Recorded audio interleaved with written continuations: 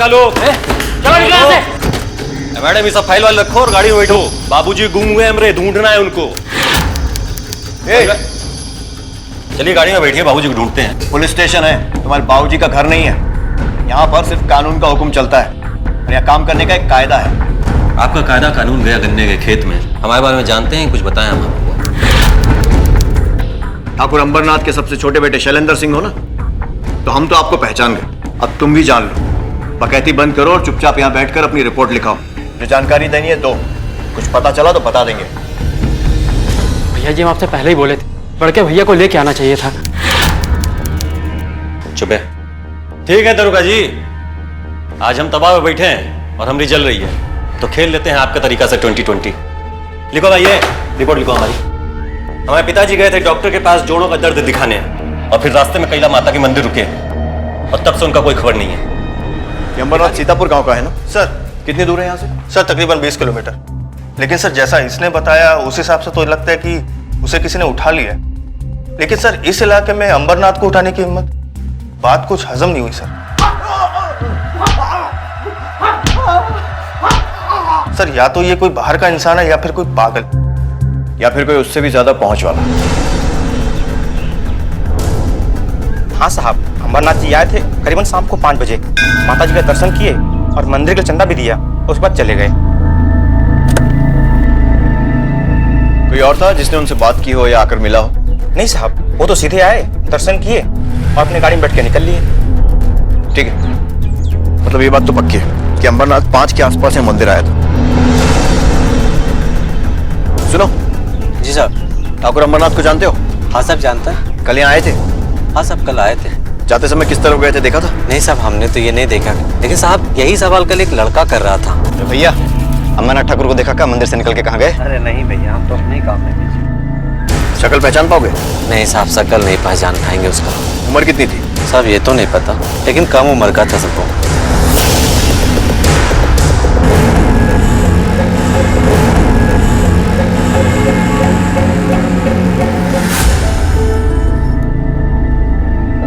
मालिश कर रहे हैं या मतलब निकाल रहे हैं?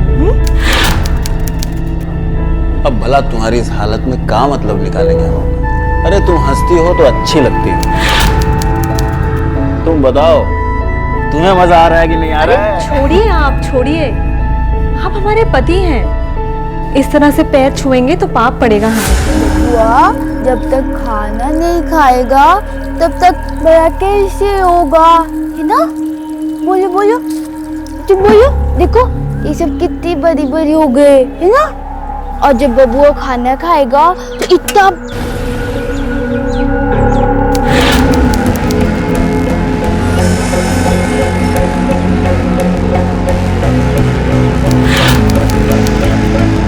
आज तो तुम हमारी रानी हो और हम हैं तुम्हारे गुलाम।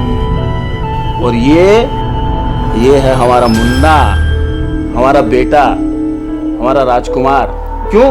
बाबूजी आ गए, बाबूजी आ गए, बाबूजी आ गए, बाबूजी, बाबूजी आ गए। अरे बाबूजी, आओ बाबूजी। अरे कहाँ हो गया आपको? कहाँ चले गए थे? हट! अरे बाबूजी सुनिए तो। कमीने, हमें मरवाने की कोशिश की तूने। क्या हुआ है? अरे इसी ने उठवाया था हमें। 5 दिन तक एक काल कुठरिया में बंद करके रखा और का कुछ नहीं किया हमारे साथ। खाने को दिया ना पीने को। अरे पगला गए का? अरे पगला तो तू गया है। इसकी गोरी चमड़ी ने अंधा कर दिया तुझे। अरे तुमको बाप की हालत नहीं दिखती क्या? सोच जरा 5 दिन तक हम कहाँ थे? बहुत अच्छी तरह जानते हैं हम कहाँ थे आप। प्रोग्राम ज्यादा हो गया तो थकान चढ़ गई आपके दिमाग के अंदर, समझे? इतनी बार बोले हैं हम कि उछल कूद अपनी उम्र के हिसाब से किया कीजिए, लेकिन ये बात दिमाग में घुसती नहीं है आपके। अम्मा लेके जाओ इन्हें। दर्द हो रहा है। ठीक तो हो तुम? अरे तुम लोगों की वजह से साला हमारी जान को कभी कुछ हो जाएगा। चलो निकलो यहाँ से, निकलो मैं कहता हूँ। चलो चलो, नहीं तो गोली मार देगा। चलो बाबूजी चलिए, अम्मा चलो, बाबूजी चलिए। चलो।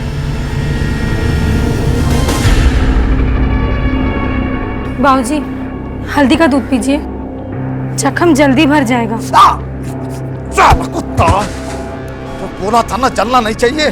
चल उठा तेरा सामान, भाग यहाँ से। अब बाबूजी दवा लगेगा तो जलेगा ना। बे, हंसी की बात लग रही तुमको? एक काम तो तुमसे होता नहीं, निकम्मा कहीं का। और तू समझा दे अपने बड़े बेटे को, उस औरत के चक्कर में घन चक्कर हुआ जा रहा है, जैसे हाड़ मास का नहीं, सोने का बच्चा जन्ने जा रही चुड़ैल।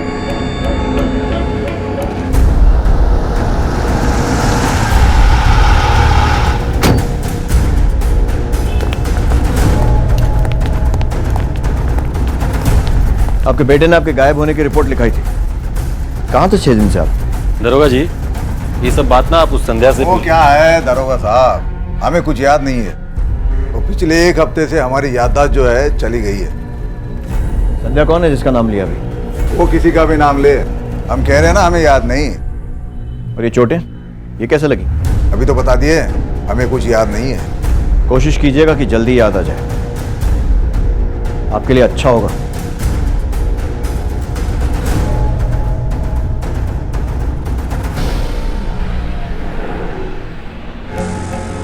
अबे दिमाग सटिया गया का?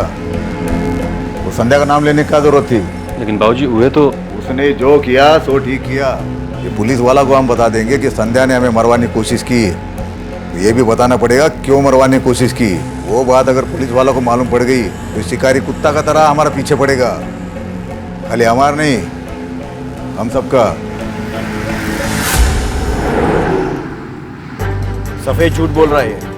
क्या फर्क पड़ता है सर, उसकी मिसिंग कंप्लेंट थी, अब वापस आ गई, केस क्लोज कर देते हैं सर। तुम समझ नहीं रहे हो शर्मा, अंबरनाथ के साथ कुछ हुआ है जिसे वो छुपा रहा है। इसका मतलब ये है कि वो खुद बदला लेने के मूड में है, यानी कि कोई बड़ा क्राइम हो सकता है।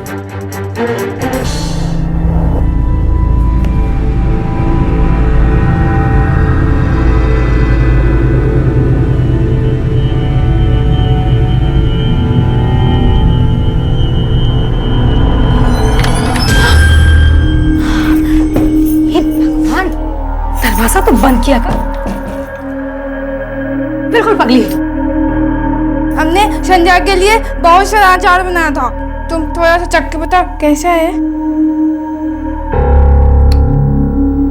बाप रे, दबा कर खट्टा बनाया है, लेकिन उसको मजा आएगा। अच्छा लगेगा ना? आज शाम को देना उसे खाने में।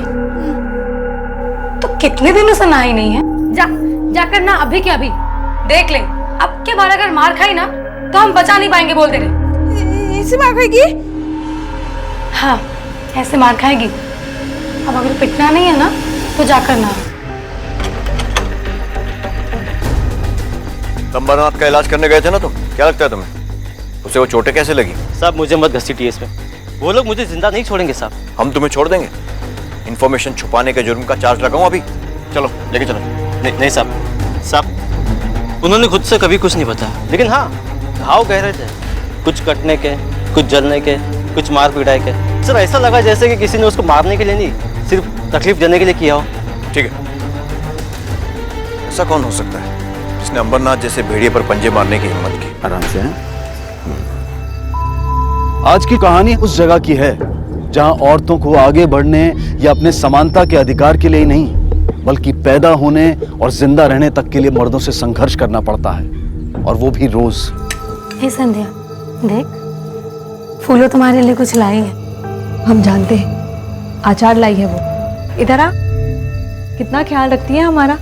अचार लाई है ना, ला दे तो देखूं कैसा बना है। अरे क्या किया ये? दिखाई नहीं देता तुझे? क्या करे आप, गलती से हो गया, जानबूझकर नहीं किया इसने। लेकिन कुर्ता तो मेरा शहीद हो गया ना, एक तो पगली और एक विधवा। भैया मर गए और इस मनहूस को यहाँ छोड़ गए। जी करता है दोनों को घर से बाहर निकाल दूं। ये घर हमारा है, जब तक हम जिंदा है इस घर से कोई नहीं जाएगा। क्या घूर क्या रहा है, हमें मार डालेगा? चल बैठ, चुपचाप खाना खा।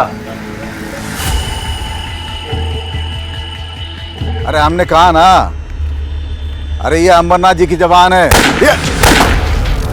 पानी को गिराओ, वहां कोई मारो उसको।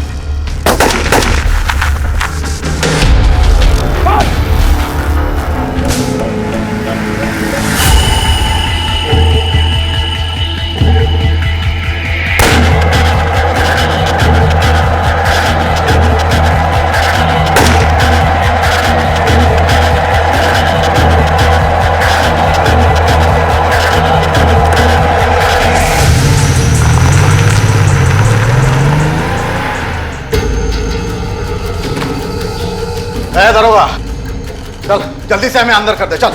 क्या बदतमीजी है ये? तेरे कानून के हिसाब से जो चार्ज वारज लगाना है बाद में लगा लेना, पहले हमें अंदर कर देना। लगता है होश में नहीं हो, और अगर मजाक के मूड में हो तो याद दिला दूं कि कानून से मजाक करना बहुत महंगा पड़ सकता है। मजाक कर रहे हैं? मजाक कर। अंदर डालो इसे।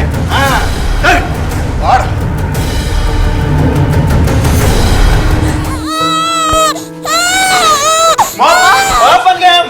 अरे बच्चा है, अरे मुन्ना हुआ हमारे, राजकुमार है। जाओ मिठाई लेके आओ, बाप बने हम। ये तो बड़ी खुशी की बात है। मुबारक हो, आपके यहाँ लक्ष्मी आई है। क्या कहा तुमने? लड़की हुई है हमको। अरे लड़की कैसे हो सकती है? वो सोनोग्राफी में तो कहा था कि लड़का होगा। कौन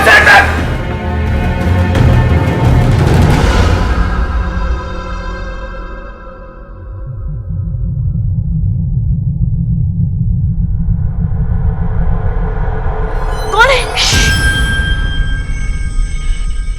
ये चिड़िया ना चूचू कर रही थी, तो हमने इसका पालना हिला दिया, चुप हो गई।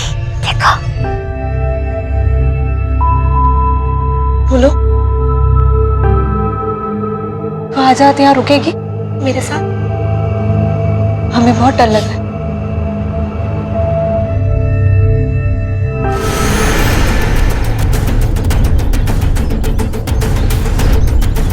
हटाओ इनको, हटिए पीछे, पीछे हटिए, पीछे हटिए। सर इसकी गाड़ी यहाँ पास ही में है, हो सकता है यहाँ पे खुद आया हो, शायद किसी से मिलने। एक काम करो, आसपास का पूरा इलाका छानो, देखो क्या मिलता है। सर पर चोट के निशान भी, हो सकता है किसी ने पहले हमला किया हो और उसके बाद लटकाया। बॉडी को पोस्टमार्टम के लिए भेजो, सारा मामला रिपोर्ट आने के बाद ही क्लियर होगा। सर नरेंद्र की पोस्टमार्टम रिपोर्ट आ गई है। सर मौत की वजह है सर पे चोट, फांसी नहीं। सर जख्म में से मिट्टी और पत्थर के कुछ छोटे टुकड़े मिले, हो सकता है मारने वाले ने पीछे से बड़े पत्थर से वार किया हो। अगर कातिल ने इसे पहले ही मार दिया था तो इतनी मेहनत करके फांसी पर क्यों लटकाया? सर हो सकता है कातिल लाश लटका के सबको दिखाना चाहता हो, या फिर किसी खास इंसान को कोई मैसेज देना चाहता हो। मैसेज? सर, ये अंबरनाथ जी की जमानत के कागज, हम उन्हें लेने आए।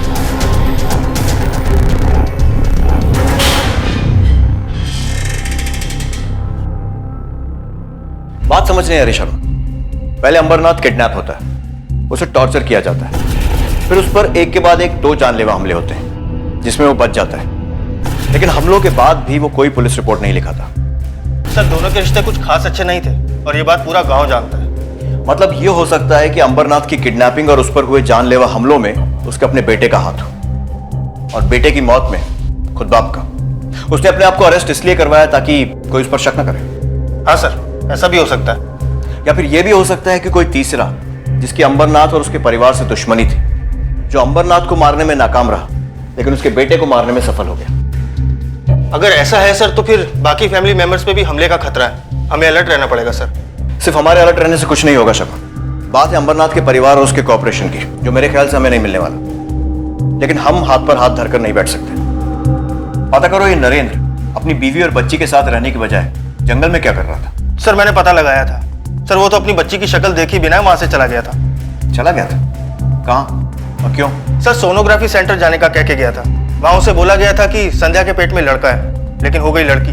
बस इसी गुस्से में वहां से निकल गया। पोस्टमार्टम रिपोर्ट में उसकी मौत का समय क्या बताया है? सर तकरीबन 7 से 8।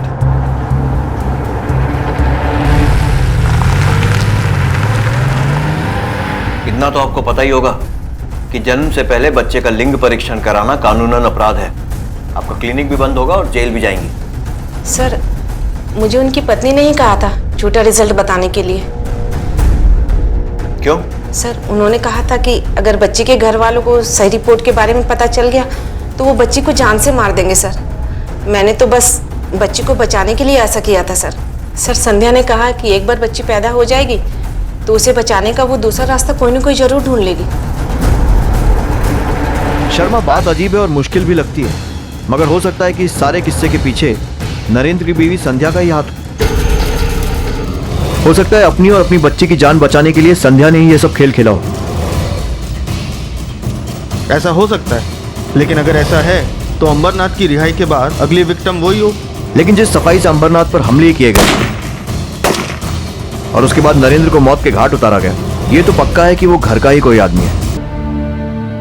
अब तुम देखना, हम तुम्हें कुछ नहीं होने देंगे। पहले हम कमजोर थी, अब तुम आ गई हो ना, हमारी शक्ति, हाँ? चाहे कुछ भी हो जाए, हम तुम्हें कुछ नहीं होने देंगे। सर क्राइम साइट को दोबारा जांच करने के बाद तो कुछ नहीं मिला, लेकिन सर जहां से गाड़ी मिली थी वहीं कुछ ही दूर पर हमें ये पायल मिली। और नरेंद्र के बारे में कोई और खबर? सर हमने पता लगाया, लेकिन हॉस्पिटल से निकलते हुए नरेंद्र को किसी ने नहीं देखा, ना ही किसी से मिलते हुए। पायल के डिजाइन को गौर से देखो शर्मा, काफी बारीक कारीगरी है और महंगी भी लग रही है। आसपास ज्यादा सुनार नहीं होंगे जो ऐसा काम करते हैं। मैं पता लगाता हूँ।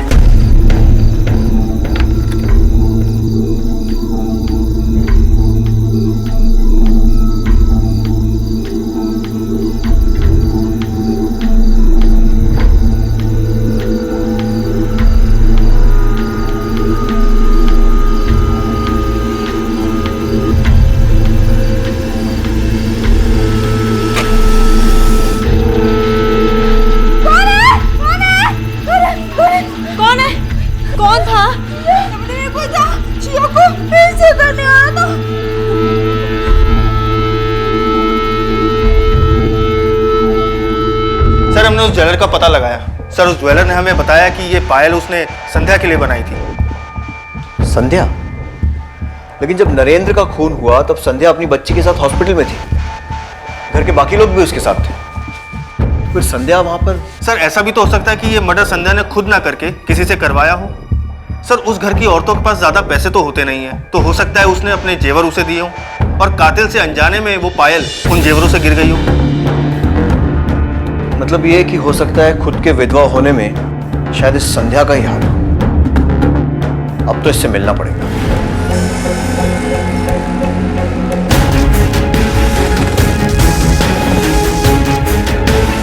हमें आपकी बहू संध्या से बात करनी है, बुलाइए उसे।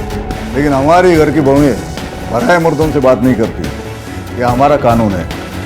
जिस जमीन पर आपका घर खड़ा है ना, वहां सिर्फ एक कानून चलता है और उसकी इजाजत हम लेकर आए, मजिस्ट्रेट के ऑर्डर, संध्या से पूछताछ करने के लिए। सर संध्या अंदर नहीं है। आसपास सब जगह देखो। Okay sir. सर कहीं नहीं मिली। हो गई आपकी छानबीन? जयराम जी की। सर मुझे लगता है इन लोगों को भी संध्या के बारे में शक हो गया है और इस वजह से इन लोगों ने उसको गायब करवा दिया। सर घर वालों में से तो कोई मुंह खोलेगा नहीं। बाहर वालों से पूछताछ करो, इनके आदमियों को उठाओ और तब तक तोड़ो जब तक कि वो बता नहीं देते कि संध्या के साथ क्या हुआ है। Okay sir. पुलिस को लग रहा था कि हत्यारा जो भी था, इस हत्या के पीछे उसका मकसद था नरेंद्र के परिवार वालों को एक मैसेज, एक संदेश देना। लेकिन वो संदेश क्या था, इसका अंदाजा उन्हें नहीं था। क्या हुआ? अरे क्या हुआ? बताओ। अरे क्या हुआ? अरे क्या हुआ तुमको? अरे पानी लेके आओ। खून कैसे है रे? अरे बाबूजी इसका तो कोई जिब्बे काट दिया है। किसने किया ये? पहचान सकते हो? मतलब कोई जान पहचान वाला था? औरत? घर की कोई औरत? रागिनी? संध्या? संध्या ने काटी तुम्हारी जुबान? अकेले या उसके साथ कोई और भी था? फूल?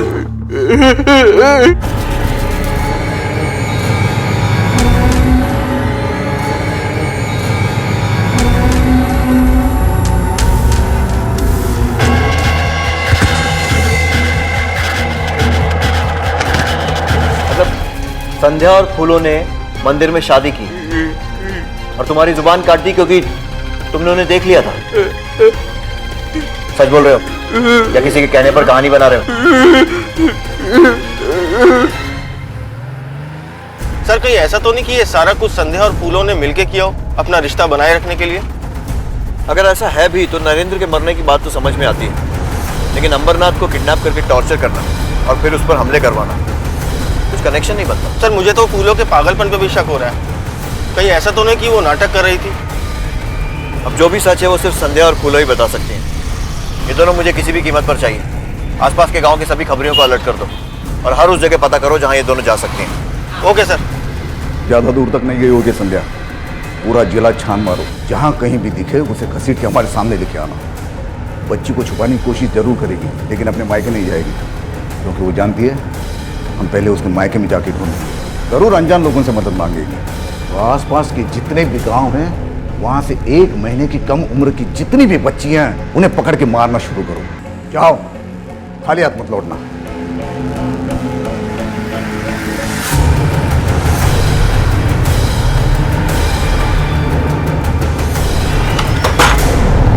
सुना है तोरे लड़की के बच्ची हुआ है? हाँ?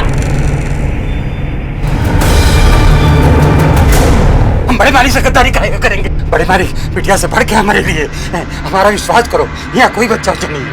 ठीक है, चल।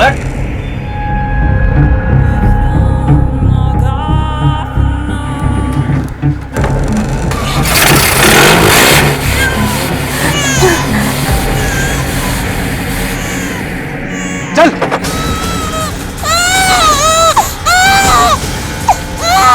कोई नहीं है वहाँ, कोई बच्चा नहीं। अरे वहाँ कोई नहीं है। कोई नहीं, हम बच्चा नहीं देंगे। मेरा बच्चा नहीं देंगे। मेरा बच्चा। और बोलोगे झूठ? हाँ, मर गया ना बच्चा। अब पूरे गांव में ढिंडोरा पीटो और यह बोलो कि तुम्हारा बच्चा मर गया। और तब तक हर बच्चा मारे गए जब तक संध्या और उसकी बच्ची नहीं मिल जाती, समझे? ये कहानी और खूनी होती जा रही थी और राज और गहरा। संध्या और उसकी मासूम बेटी गायब थे, लेकिन पुलिस को शक था कि उनकी गुमशुदगी के पीछे उसका अपना परिवार है। इन गांव वालों की खामोशी ने पुलिस को हताश जरूर किया था, लेकिन पुलिस इतनी जल्दी हार मानने को तैयार नहीं थी। और अब इस केस की बागडोर उस इलाके के सुपरिटेंडेंट ऑफ पुलिस ने खुद अपने हाथ में ले ली और आगे बढ़ने और मासूम बच्चों की हत्याओं को रोकने के लिए दूसरे रास्तों को ढूंढने की तैयारी शुरू की गई। सर, कुल 4 बच्चियों को मारा गया है जिन्हें पैदा हुए महीना भर भी नहीं हुआ था। कोई 15 दिन पहले, कोई हफ्ता भर, और 2 तो कुछ घंटे पहले ही पैदा हुई थी। तुमने ये बताया कि जिस वक्त ठाकुर का किडनैप हुआ था उस वक्त संध्या और फूलू दोनों घर पर ही थी। सर, अगर ये हमारे सस्पेक्ट्स हैं, इनकी कोई मदद कर रहा है, कोई बाहर वाला जिसका इनके अतीत के साथ कोई रिश्ता जरूर है। सही कह रहे हैं सर, हो सकता है सर। फूलों का परिवार नहीं है तो मुश्किल होगी। संध्या की माँ से बात करो, पता करो कि संध्या के अतीत में ऐसा कौन सा आदमी है जो उसके लिए इतना कुछ कर सके। सर, लेकिन ऐसा भी हो सकता है कि इस सब के पीछे संध्या का कोई अपना नहीं, बल्कि अंबरनाथ सिंह का कोई दुश्मन, या फिर यह भी पॉसिबिलिटी है कि कोई जानबूझकर संध्या और फूलों को फंसा रहा है ताकि खुद बच सके। हो सकता है। तो तुम क्या करने वाले हो? सर, फिलहाल तो मैं अंबरनाथ सिंह के गुंडों के पीछे ही लगना चाहता हूँ, जो अभी भी घूम घूम कर नवजात बच्चियों को मार रहे हैं, ताकि उन बच्चियों की जान बच सके। ठीक है, तुम लोग अंबरनाथ के घर पर रेड डालो। वहां पे कोई भी गैर कानूनी चीज मिले उसे जब्त करो। ऑर्डर्स मैं निकलवाता हूँ। सर।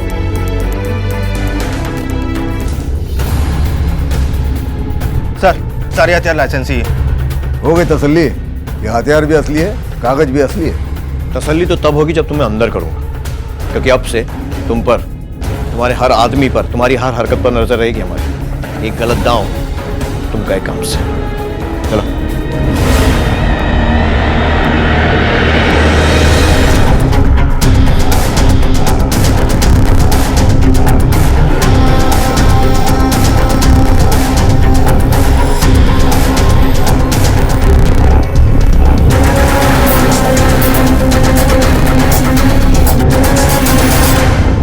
हेलो संध्या बिटिया, हाँ कैसी है तुम? हम ठीक है माँ, आपकी बहुत याद आ रही थी। कब?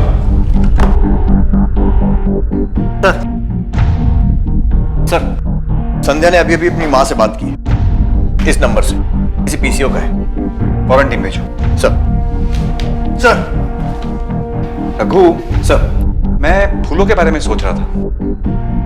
संध्या के पास तो अजय है, वो इस घर की बहू है, नरेंद्र की बीवी थी। अगर उसे छुटकारा पाना चाहती होगी तो मर्डर करा दिया होगा। पर फूलों के पास कोई वजह नजर नहीं आ रही। सर, फूलों उस घर से कभी बाहर नहीं निकलती थी, गांव वालों से भी कोई बातचीत नहीं होती थी उसके बारे में उस घर के लोगों के अलावा और कोई कुछ नहीं जानता। वो लोग हमें बताने से रहे। घर के मर्द अगर कुछ नहीं बता रहे तो शायद औरतों से पता चले। फूलो अनाथ थी, जो हमारे घर नौकरानी बनकर आई थी बरसों पहले। जब तक वो बच्ची थी तब तक तो सब ठीक था, पर जैसे ही वो जवान होती चली गई, मेरे पति और मेरे बेटे नरेंद्र की नजर उसकी जवानी टटोलने लगी और फिर एक दिन उन्होंने उसकी इज्जत पे हाथ डाल दिया।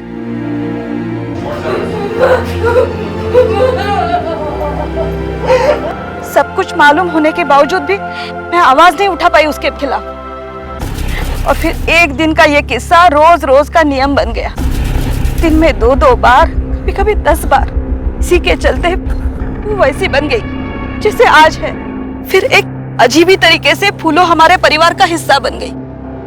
उसने आज तक जो सहा है ना सर, कोई और होता तो पगला जाता, ये भी पगला गई।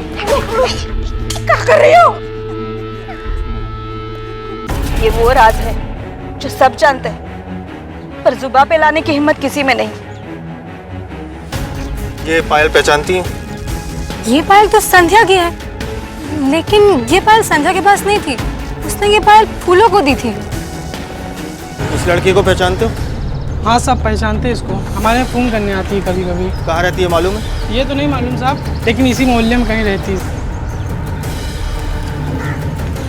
एक काम करो, पूरा एरिया छान मारो। Yes sir. एक एक घर चेक करो, पता लगा वो लड़की कहाँ रहती है। Okay sir. ठीक है? ओके। ये सुनो, इस लड़की को देखा है? नहीं सर। ठीक है,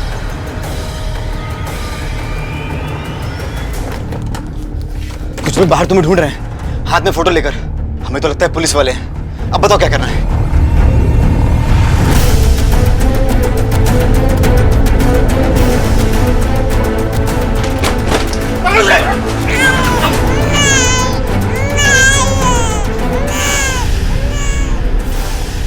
पहले भी 2 बार हम मां बन चुके थे, पर हमारा बच्चा गिरवा दिया था क्योंकि वो लड़कियां थी।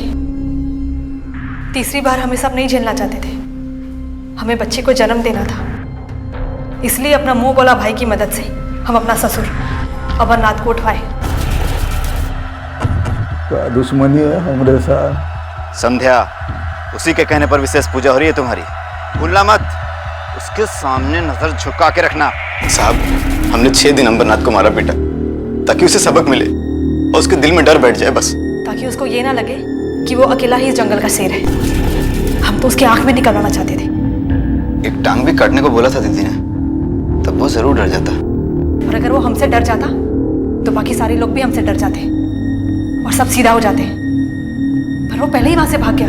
इसलिए तुमने उस पर कई बार गोलियां भी चलवाई। हमने कोई गोली नहीं चलाई सर, हमारे पास तो बंदूक भी नहीं है। हमारी तो खुद की जान पे आई हुई थी। हम तो अपनी जान बचाकर भाग रहे थे, इसलिए हम अपनी बच्ची को लेकर उसी रात वहां से भाग गए। ख्याल रखना। वहां से भागने के बाद हम अपना मुंह बुला भाई के घर में छुपकर रहने लगे। हमें अपनी बच्ची की जान बचानी थी साहब। और तुम्हारी और फूलों की शादी, उसकी क्या कहानी है? क्या? फूलों और हमारी शादी? ऐसा भी कभी होता है क्या? फूलों ने तो हमें सिर्फ वहां से भागने में मदद की थी साहब, उसके बाद हमें उसे आज तक नहीं देखा। लेकिन वो फूलों के करीब जरूर थी। क्या लगता है तुम्हें, क्या अंबरनाथ पर गोली चलाने में फूलों शामिल है? साहब, वो खुद को ही नहीं संभाल पाती थी, दूसरों को क्या गोली मारेगी साहब? जिस जगह नरेंद्र की लाश मिली है वहां से हमें वो पायल मिली जो तुमने उसे दी थी। हो सकता है पहले कहीं गिर गई होगी। फूलों की तो आदत ही थी यहाँ वहां भटकने की साहब। अगर उसने कुछ नहीं किया है तो गायब क्यों है वो? कहाँ है? हमें कुछ नहीं पता इसके बारे में साहब। साहब, कहीं उन लोगों ने उसके साथ? वो तो हम पता लगा ही लेंगे, लेकिन जब तक ये मामला सुलझ नहीं जाता है तुम यहीं रहोगी हमारी कस्टडी में, अंबरनाथ को किडनैप और टॉर्चर करने के जुर्म में। और ये तुम्हारे लिए भी अच्छा रहेगा, छुपना नहीं पड़ेगा तुम्हें। तो साहब, मेरी बच्ची तुम्हारे साथ ही रहेगी। अगर संध्या सच बोल रही है तो नत्थू झूठ क्यों बोल रहा है? और उसकी जीप किसने काटी? कहीं ऐसा तो नहीं है कि ये नत्थू और फूलो आपस में मिले हुए हों? फूलो पागल होने का नाटक कर रही हो, मौके की तलाश में हो। नरेंद्र और अंबरनाथ ने उसके साथ जो किया शायद उसका बदला लेना चाहती हो। सर, अगर ऐसा है तो ये काम वो अकेले नहीं कर सकते। इस तरह से अगर सोचा जाए तो कोई ना कोई तो उसकी मदद कर रहा था, या तो नत्थू या फिर कोई और। हाँ शर्मा, क्या सर, सीतापुर के पास एक सड़ी हुई लाश मिली। ओह माय गॉड, एक और लाश। पता करो किसकी है and keep me updated.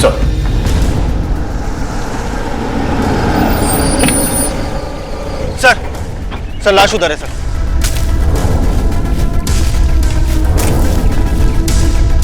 Sir ये देखिए, 2 पाँव में से 1 पाँव में पायल है। ये बिल्कुल वैसी पायल है जैसी नरेंद्र की गाड़ी के पास मिली थी।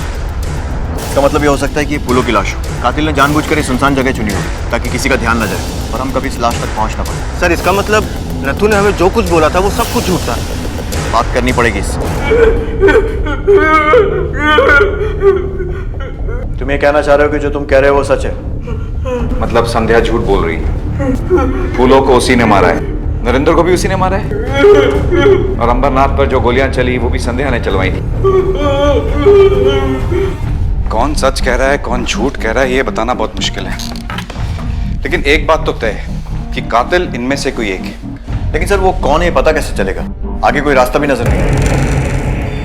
हम नत्थू को लेने आए, भेज दो उसे। नत्थू हमारा क्राइम सस्पेक्ट है, उसे नहीं छोड़ा जा सकता। कोई सबूत है आपके पास? आप ऐसे ही किसी को नहीं उठा सकते। असली गुनहगार तो वो संध्या है, लेकिन आप लोग उसके जाल में उसी तरह फंसते जा रहे हो जैसे मेरा बेटा फंसा था। आपके गले में जो छल्ला है ये असली बंदूक की गोली का है? हाँ जी, असली है। हम पे चलाई गई थी, वही मिला हमें। अब किसने चलाया वो पता करेंगे और लौटा देंगे उसे। तो आपने ये छल्ला पुलिस के हवाले क्यों नहीं किया? इससे पता लगाया जा सकता था ना कि ये गोली किसके हाथों चली है। इतना सारा खून खराबा रोका जा सकता था। लाइए इसे मेरे हवाले कीजिए। सर 2 शूटर पकड़े गए हैं। पूछताछ किया पर वो कुछ बता नहीं रहे। हो सकता है उनका इस केस से कोई कनेक्शन हो।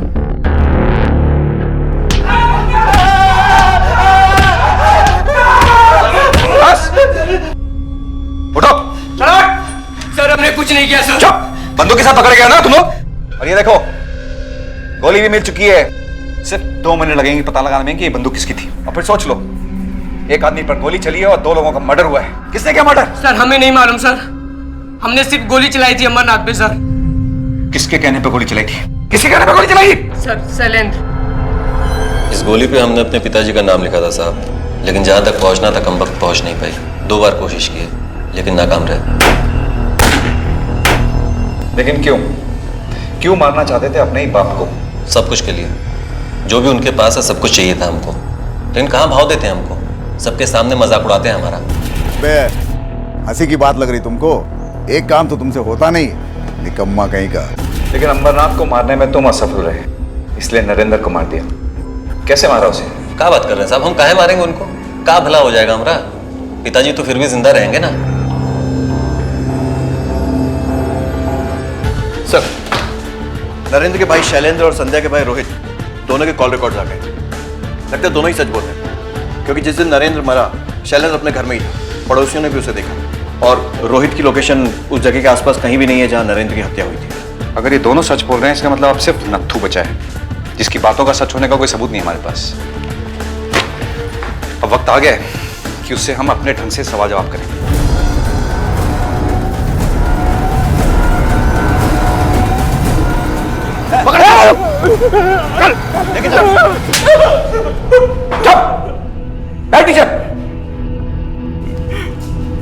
हमें पता चल चुका है कि तुझे लिखना पढ़ना भी आता है। ये इशारे करना बंद कर, चल पेन पेपर ले और सारी कहानी सच्ची सच्ची लिख, वरना में और भी तरीके आते हैं सच गुलवाने के। चल लिख।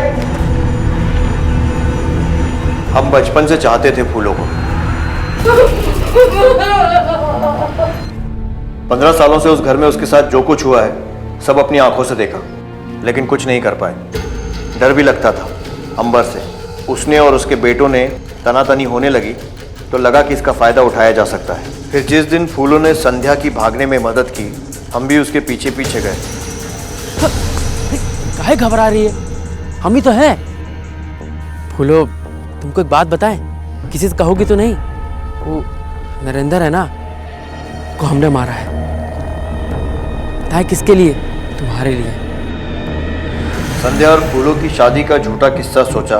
फूलों तो मर ही चुकी थी और संध्या भी भाग गई थी। कोई नहीं था जो सच बताता, और लगा कि अगर संध्या पकड़ी भी गई तो सब हमारा भरोसा करेंगे। कोई नहीं मानेगा कि हमने खुद अपनी जीभ काटी है और हम बच जाएंगे।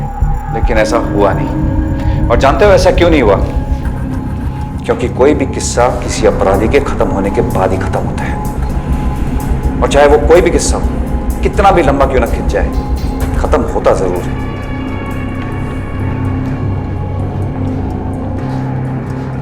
और इस तरह इस जुर्म की कहानी का अंत हुआ। लेकिन सोचने वाली बात यह है कि क्या एक नरेंद्र की मौत से या एक अंबरनाथ को सजा देने से इस समाज में या किसी भी समाज में क्या महिलाओं की स्थिति में कोई बदलाव आ सकता है? जब एक माँ अपने बच्चे के सामने अपने पति के जुल्म या ज्यादती को सहती है तो वो अपने बच्चे को ये सिखा रही होती है कि एक औरत होने के नाते खामोश रहना उसका फर्ज है और जुल्म करना पुरुष का हक। और ये सब देखते हुए जब वो बच्चा बड़ा होता है तो अगर वो लड़का होता है तो वो जुल्म करता है और अगर वो लड़की होती है तो वो जुल्म सहती है। और ये किस्सा, ये सिलसिला यूं ही चलता रहता है। एक मर्द को कभी उसके हक के बारे में बताने की जरूरत नहीं होती और ना ही एक औरत को उसके फर्ज के बारे में। इसलिए अब अपने बेटे को उसके फर्ज को निभाना सिखाएं और अपनी बेटी को अपने हक की रक्षा करना। बदलाव आकर ही रहेगा। अब मैं अनूप सोनी आपसे विदा लेता हूं। फिर मुलाकात होगी अगले एपिसोड में एक और चौंका देने वाले केस के साथ। तब तक अपना और अपने परिवार का ख्याल रखें और देखते रहें क्राइम पेट्रोल डायल 100। सबक एक को सीख हम सबको। जय हिंद। इस तरह के और भी एपिसोड देखने के लिए हमारे चैनल को सब्सक्राइब करें और बेल आइकन दबाना ना भूलें।